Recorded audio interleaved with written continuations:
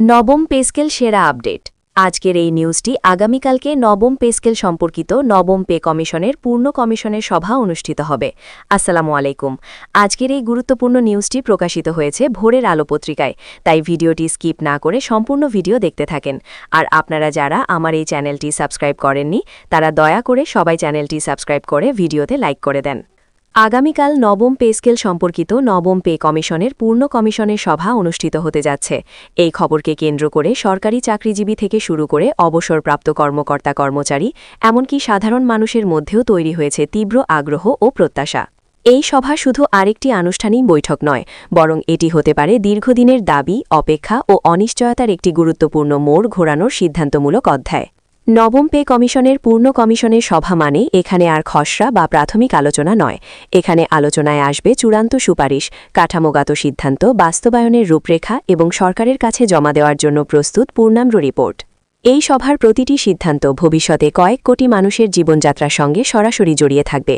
এই সভার গুরুত্ব বোঝার জন্য প্রথমেই ফিরে তাকাতে হয় কেন নবম পে স্কেল এতটা গুরুত্বপূর্ণ হয়ে উঠেছে। দীর্ঘ সময় ধরে দেশের সরকারি চাকরিজীবীদের বেতন কাঠামো কার্যত স্থবির অবস্থায় ছিল।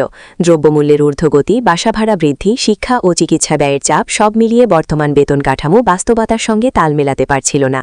এই প্রেক্ষাপটে নবম পে কমিশন গঠন এবং তার পূর্ণ কমিশনের সভা মানে একটি যুগান্তকারী পরিবর্তনের সম্ভাবনা। আগামীকালের সভায় সবচেয়ে আলোচিত বিষয়গুলোর একটি হবে নতুন গ্রেড কাঠামো। বিদ্যমান গ্রেড সংখ্যা অপরিবর্তিত থাকবে নাকি পুনর্বিন্যাস করা হবে, এই প্রশ্ন বহুদিন ধরে আলোচনায় চলছে। কমিশনের অভ্যন্তরীণ আলোচনায় উঠে এসেছে যে গ্রেড কাঠামো শুধু সংখ্যার বিষয় নয়, এটি দায়িত্ব, পদমর্যাদা এবং বেতনের মধ্যে ভারসাম্য তৈরির প্রশ্ন। পূর্ণ কমিশনের সভায় এই বিষয়ে চূড়ান্ত সিদ্ধান্ত আসতে পারে। আরেকটি বড় আলোচ্য বিষয় হল বেসিক বেতন। বর্তমান বেসিক বেতন যে বাস্তবতার সঙ্গে সাংঘর্ষিক তা কমিশন নিজেই বিভিন্ন পর্যবেক্ষণে স্বীকার করেছে।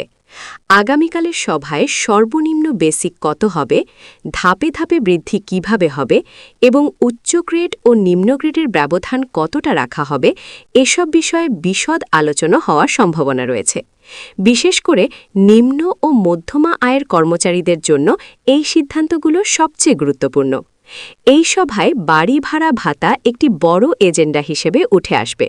শহরভেদে বাড়ি ভাড়ার বাস্তবতা একেবারেই আলাদা। একই হারে বাড়ি ভাড়া ভাতা দেওয়ার ফলে অনেক কর্মচারী প্রকৃত সুবিধা থেকে বঞ্চিত হচ্ছেন।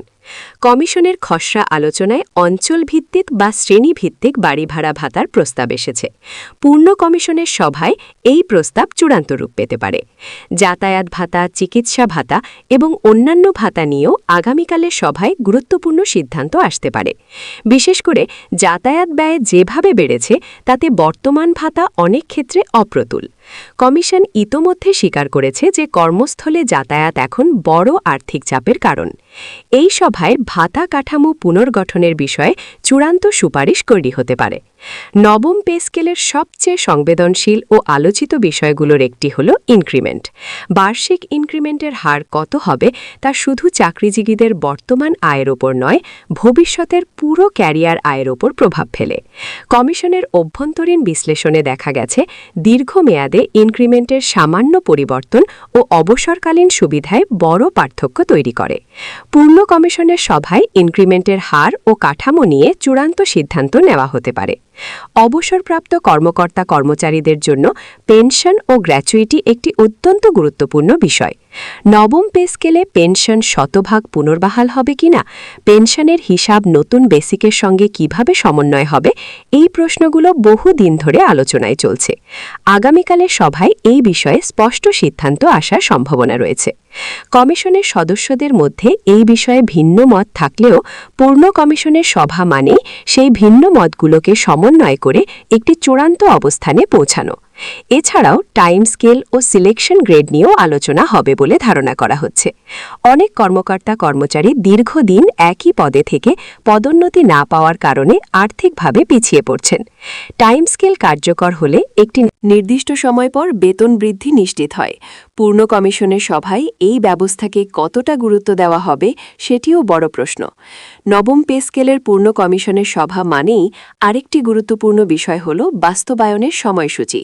শুধু সুপারিশ দিলেই হবে না, তা কার্যকর করার জন্য বাস্তবসম্মত রুটম্যাপ দরকার।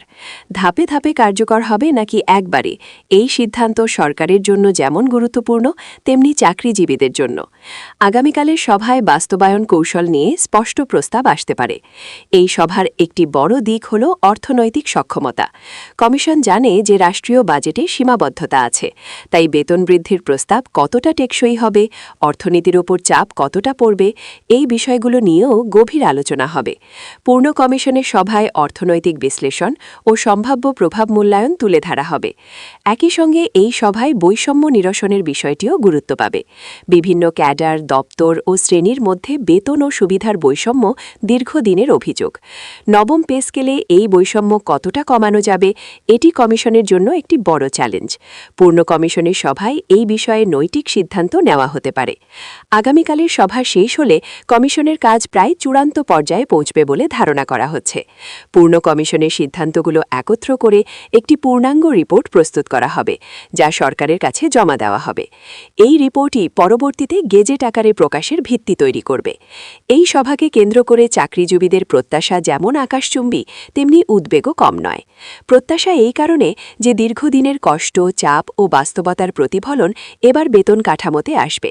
আর উদ্বেগ এই কারণে যে অর্থনৈতিক সীমাবদ্ধতা অজুহাতে হয়তো প্রত্যাশার পুরোটা পূরণ হতে নাও পারে। নবম পে স্কেলের পূর্ণ কমিশনের সভা তাই শুধু একটি বৈঠক নয়, এটি একটি সম্ভাব্য পরিবর্তনের দ্বারপ্রান্ত।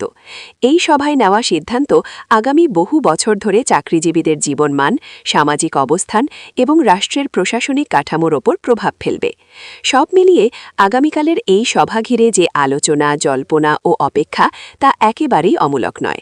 কারণ এখান থেকেই নির্ধারিত হবে নবম পে স্কেলের চূড়ান্ত রূপ, যার প্রভাব পড়বে বর্তমান চাকরিজীবী, ভবিষ্যৎ চাকরিপ্রার্থী এবং অবসরপ্রাপ্ত সবার উপর। এই সভা শেষ হবার পরই স্পষ্ট হবে নবম পে স্কেল সত্যি কতটা যুগান্তকারী হতে যাচ্ছে।